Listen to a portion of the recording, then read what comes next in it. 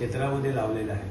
आणि काल त्यांच्याशी बोलतेवेळी त्यांनी एक मुद्दा स्वतःहून की ह्या कणकवली शहरामध्ये घराला लागणारी जी परवानगी असेल, घरदुरुस्तीला परवानगी असेल, ती कोणी नगराध्यक्ष नगरसेवकांना कोणालाही थांबवता येणार नाही आहे। अशा पद्धतीने सक्त त्यांनी ते असलेल्या उमेदवारांना आणि होणाऱ्या नगरसेवक नगराध्यक्षांना त्यांनी सक्त ताकीद दिलेली आहे। आणि त्यानंतर ह्या शहरासाठी काय आवश्यक आहे, किती निधी आपल्याला लागेल, या दृष्टिकोनातून त्यांनी त्याची असलेला जाहीरनामा जो आहे, हा जाहीरनामा स्वतः ते तयार करतायत।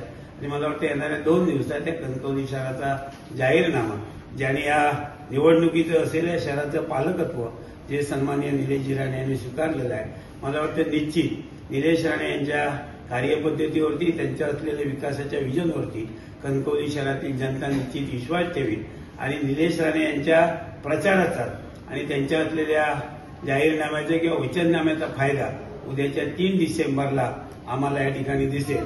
आणि जी आमची शहर विकास आघाडी जी आहे, या शहर विकास आघाडीला सर्वच पक्षांनी या ठिकाणी पाठिंबा दिलेला आहे।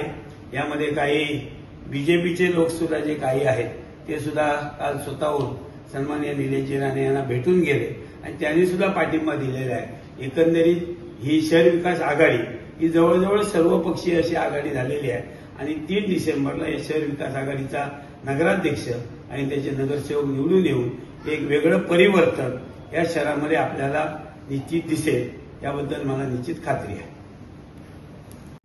ताज्या अपडेट्स आणि ताज्या बातम्यांसाठी कोकण एक्सप्रेस डिजिटल न्यूज चॅनलला सबस्क्राईब करा, लाईक करा, कमेंट करा आणि शेअर करा आणि महत्त्वाचं म्हणजे बेल आयकॉनवर क्लिक करायला विसरू नका।